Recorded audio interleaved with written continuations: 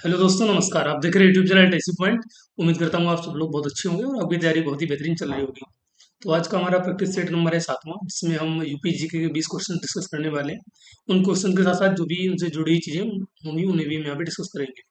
दोस्तों, जो इसमें क्वेश्चन आने वाले हैं वो इसी साल जो एग्जाम हुआ है UP triple C auditor and assistant accountant का, जिसे हिंदी में लेखा परीक्षक एवं सहायक लेखाकार बोलते हैं।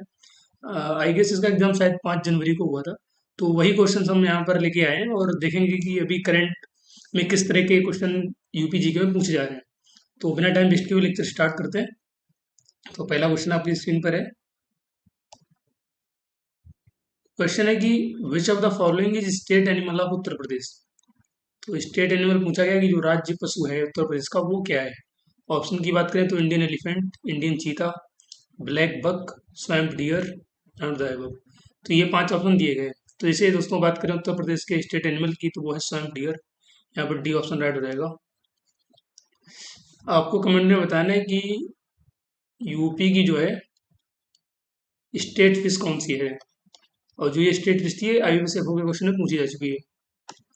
अगला क्वेश्चन है कि which of the following is not a form of ख्याल डांस। जो ख्याल डांस है, ख्याल टाइप का, उसमें कौन सी फॉर्म नहीं आती है। जैसे ऑप्शन में है दीवारी ख्याल, गदाष्पा ख्याल, अभिनय ख्याल, जयपुरी ख्याल और नर्मदाएबक। ये 5 ऑप्शन दिए गए। तो जो ख्याल डांस है दोस्तों, इसमें जो दीवारी ख्याल है ये नहीं आता, ये इसकी फॉर्म नहीं है। तो इसमें राइट आंसर ए होगा, दीवारी ख्याल।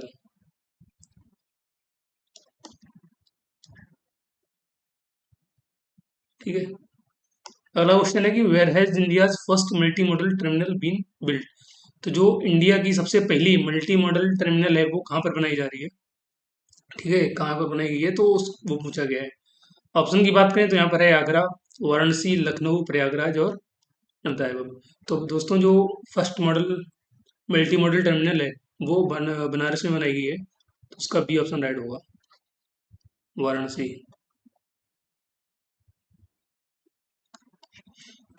बनारस से जुड़ी हुई कुछ चीज़ें हैं, यहाँ पे डिस्कस कर लेते हैं। तो बनारस में जैसा कि आप जानते हैं बीएचयू है। ठीक है। बनारस में ही वेजिटेबल रिसर्च का इंस्टीट्यूट है। बनारस में जो संपूर्णानंद संस्कृत यूनिवर्सिटी है वो भी वहीं पे है। क्वेश्चन इससे अक्सर पूछे जाते हैं। ठीक है। और बनारस जो है, बनारस में जो इंटरनेशनल राइट्स इंस्टीट्यूट है उसका एक सेंटर है यहाँ पे, रीजनल सेंटर है। तो वो भी आप याद रख सकते हो। ऐसे जब भी कभी कोई भी शहर का नाम आए तो उससे जुड़ी चीज़ें आपको पता होनी चाहिए। ठीक है। तो आगे बढ़ते हैं। अगला प्रश्न है in which of the following cities of the Uttar Pradesh Raza library is situated. ये जो रजा लाइब्रेरी ना, लाइब्रेरी से क्वेश्चन 2 बार आ चुके हैं। एक बार क्वेश्चन ये जो होम्योपैथी वाला जो एग्जाम हुआ था उसमें भी लाइब्रेरी से क्वेश्चन बना था। और इसमें भी देखो लाइब्रेरी से क्वेश्चन आया तो ये रिपीट हुआ है क्वेश्चन। मतलब जस्ट रिपीट नहीं हुआ, लेकिन राजा जो रजा लाइब्रेरी है ये पूछी गई, वहां पर भी थी यहाँ पर भी है।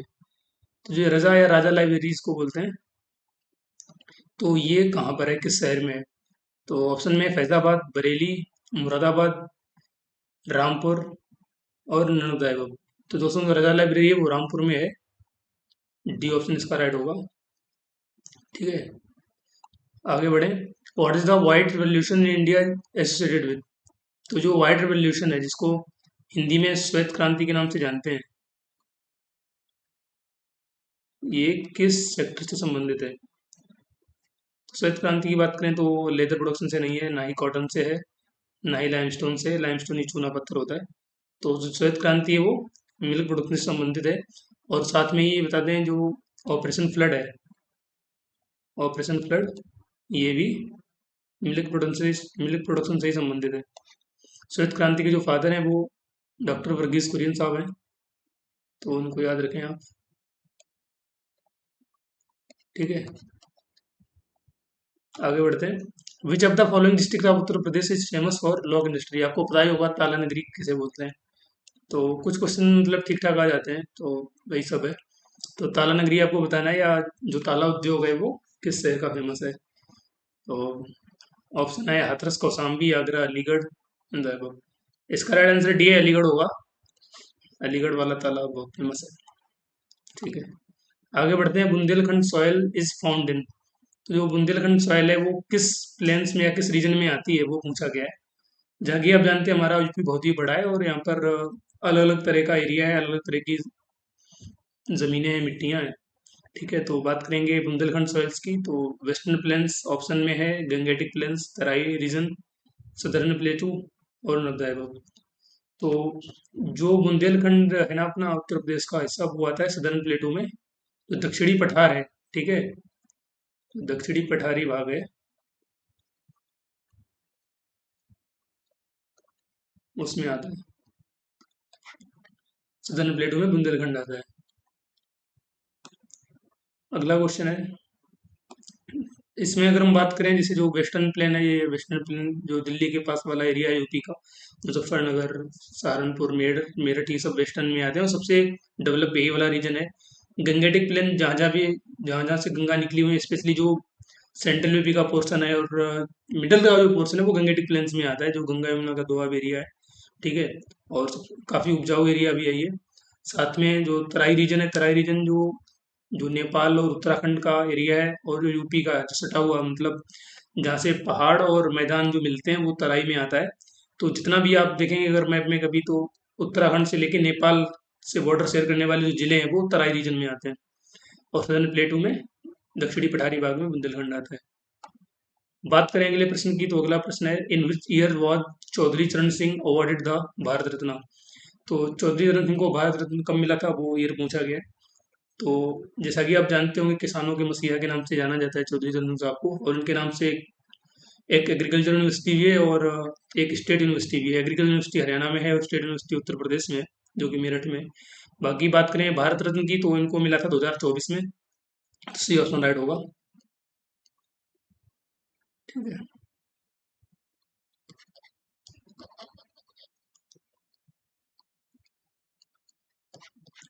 और इन्हें जो भारत रत्न दिया गया था वो कृषि के क्षेत्र में इनके योगदान को लेके दिया गया था, किसानों के प्रति जो उन्होंने कार्य किए थे कृषि कल्याण हेतु। अगला प्रश्न है, the Kalinjar fair of Uttar Pradesh is held annually at. तो जो कालिंजर मेला है वो कहाँ पर आयोजित किया जाता है। बहुत ही फेमस प्रश्न है, कालिंजर तो बहुत ही हाईलाइटेड पोर्सन है, अगर आपको यूपी जी के आपने अगर पढ़ी होगी। तो ऑप्शन की हम बात करें, यहाँ पर है बरसाना, वृंदावन, बांदा, खीरी और नर्मदाई। तो दोस्तों जो कालिंजर फेयर है ये बांदा डिस्ट्रिक्ट में मनाया जाता है, और यहीं पर क्या है, कालिंजर दुर्ग भी है, जिसे हम कालिंजर फोर्ट के नाम से जानते हैं, जो कि बहुत फेमस है। तो कालिंजर फोर्ट पूछ लिया जाता है या कालिंजर फेयर, तो ये कहाँ पर है, बांदा डिस्ट्रिक्ट में। सी ऑप्शन राइट होगा। यहाँ पर डी ऑप्शन राइट था दोस्तों।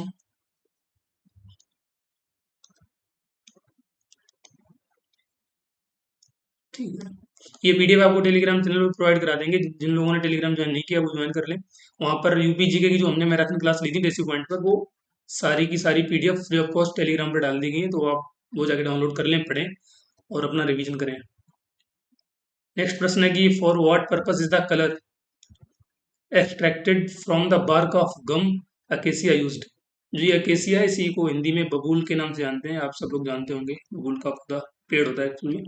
तो बबूल का जो, बबूल की छाल से, बार्क में छाल से जो गम निकलता है और उससे जो कलर निकालते हैं, उसका यूज कहाँ करते हैं।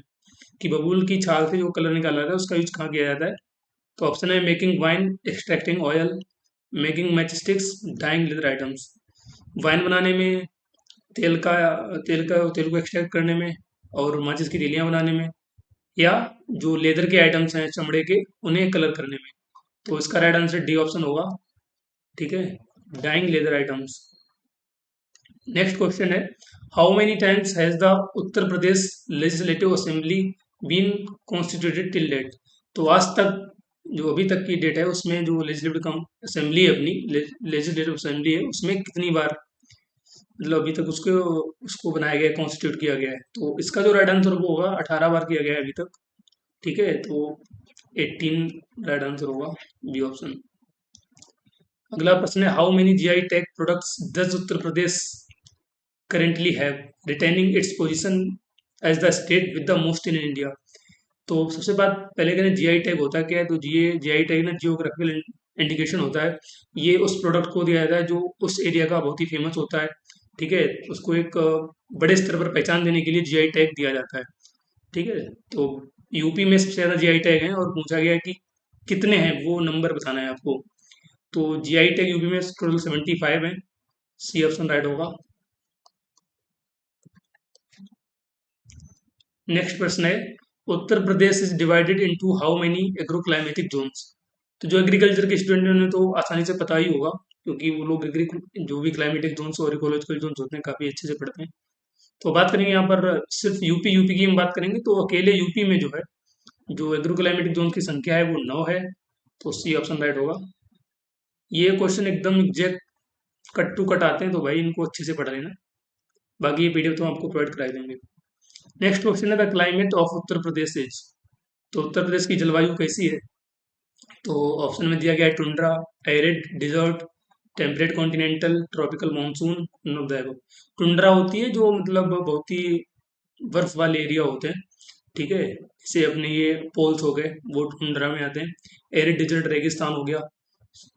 और जैसा कि उत्तर में ऐसा तो है नहीं। टेम्परेट कॉन्टिनेंटल बहुत ही ठंडे वाले। टेम्परेट कॉन्टिनेंटल और टुंड्रा में बस थोड़ा सा डिफरेंस है कि टुंड्रा वाले बहुत ही ज़्यादा ठंडे होते हैं, यहाँ पर पूरा मतलब बर्फ ही रहती है, और टेम्परेट उससे थोड़े कम वाले।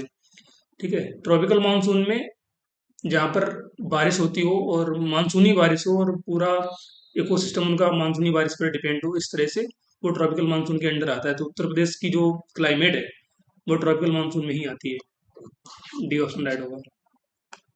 Next question is gross domestic product GDP deflator is the ratio of. तो आपको बताना है, इसके ऑप्शन है nominal gross domestic product to per capita income, real gross domestic product to actual gross domestic product, nominal to potential gross domestic product और nominal to real gross domestic product, और last option है none of the above. तो दोस्तों इसका जो right answer होगा वो होगा nominal to real gross domestic product. D option इसका राइट होगा। बात करें अगले क्वेश्चन की, तो इसका तो होगा डी ऑप्शन। नेक्स्ट प्रश्न है हमारा, in the year 1858 the Delhi division was separated from the north western region and the capital of Uttar Pradesh was shifted from Agra to, मतलब किस जगह किया गया था। कुल मिला के प्रश्न ये है कि जो 1858 में जो दिल्ली डिवीजन डिवीजन था, जो दिल्ली सल्तनत, दिल्ली का जो प्रभाग था वो उसे अलग किया गया था नॉर्थ वेस्टर्न यूपी से। और इसकी जो राजधानी थी पहले आगरा थी, उसे कहाँ शिफ्ट किया गया। तो यहाँ पर एक चीज़ हम आपको और बता दें, ये 1858 में क्यों हो रहा है, क्योंकि आपको पता होगा 1857 में जो क्रांति हुई थी, प्रथम भारतीय स्वतंत्रता संग्राम जो 1857 में हुआ था, उसी के फलस्वरूप अंग्रेजों को लगने लगा था कि भाई यहाँ तक मतलब जैसे मेरठ में काफ़ी विद्रोह हुआ, और पूरे यूपी में अलग अलग जगह पे, झांसी में, लखनऊ में, कानपुर में, अयोध्या में, जगदीशपुर में, जगदीशपुर जो बिहार में पड़ता है, तो बहुत जगह मतलब विद्रोह हुआ कालपी में। तो उसको लेके इन्होंने जो है अपनी राजधानी बाद में आगरा से जो है इसको इलाहाबाद शिफ्ट किया था। तो इसका सी ऑप्शन राइट होगा, जिसको आज के नाम प्रयागराज के नाम से जानते हैं। ठीक है, सी ऑप्शन राइट होगा इसका। बात करें अगले प्रश्न की। Next question, Shri Radhe Shyam Khemka was awarded the Padma Vibhushan 2022 for his contribution in which field. तो जो ये श्री राधे श्याम खेमका जी हैं, इनको पद्म विभूषण पुरस्कार मिला था 2022 में। तो पूछा यह गया है कि इन्हें किस फील्ड में, किस क्षेत्र में इन्होंने अपना योगदान दिया जो कि इन्हें पद्म विभूषण दिया गया था। ऑप्शन की बात करें, स्पोर्ट्स की, literature, education, public affairs, civil services and not the above. तो जो श्री राधेश्याम खेमका जी थे, इन्होंने साहित्य पे और शिक्षा पे बहुत काम किया था। तो उनका बी ऑप्शन राइट होगा, literature and education. Next question is which of the following dance of Uttar Pradesh is performed before the arrival of monsoon. तो मानसून के आने से पहले कौन सा इसमें जो ये फोक डांस है वो किया जाता है। तो ऑप्शन की बात है तो वो है धुरिया, कानरा, कजरी, जोगिनी, नवदाइव। तो ये इसका जो राइट आंसर होगा वो होगा कजरी। बहुत ही फेमस है कजरी, अगर आप कभी टाइम निकाल के सुनिएगा यूट्यूब पे, कजरी जो फोक डांस है बहुत ही बेस्ट है। तो इसे तब बातें जब सावन के आने से पहले, सावन मीन्स वही मानसून आने से पहले। ठीक है, सी ऑप्शन राइट होगा। नेक्स्ट है कि विच घराना इज ब्लेंड ऑफ ख्याल गायकी एंड ध्रुपद धमार। तो यहाँ पर आपको बताना है कि जो ख्याल गायकी है और जो ध्रुपद धमार है, उनका मिश्रण किस घराने में देखने को मिलता है। जो संगीत घराने हमने कल वाले लेक्चर में भी करवाए थे और मैराथन इसकी अलग से हमने ली है, तो उसे भी आप देख सकते हैं। बाकी इस क्वेश्चन की बात करें तो इसमें है रामपुर घराना, अतरौली घराना, किराना घराना और आगरा घराना। तो दोस्तों जो ख्याल गायकी और ध्रुपद धमार का जो मिश्रण वाला घराना है, मतलब जो, ठीक है, तो वो है आगरा घराना। तो यहाँ पर डी ऑप्शन राइट होगा। तो ये थे हमारे आज के क्वेश्चन, ठीक है, जिसमें हमने काफी कुछ देखा, सीखा, समझा। तो दोस्तों कैसा लगा ये हमारा लेक्चर, आप हमें कमेंट सेक्शन में बताएं। बाकी अपनी तैयारी करते रहें और यहाँ पर डेली प्रैक्टिस सेट कराते जाएंगे जब तक एग्जाम एजीटीए का हो नहीं जा रहा है। यहाँ पर यूपीजी के जो भी इस साल जो क्वेश्चन आए और जो पिछले सालों में अलग अलग एग्जाम्स में यूपीजी के जो क्वेश्चन आए, उन सबको यहाँ पर डिस्कस करेंगे ताकि हमारी तैयारी और बेहतर से बेहतरीन हो पाए। और आप सभी को बहुत बहुत धन्यवाद हमसे जुड़ने के लिए। और चैनल अगर कंटेंट अच्छा लगा हो, चैनल को सब्सक्राइब कर सकते हैं। बाकी तब तक के लिए नमस्कार। जय हिंद, जय भारत।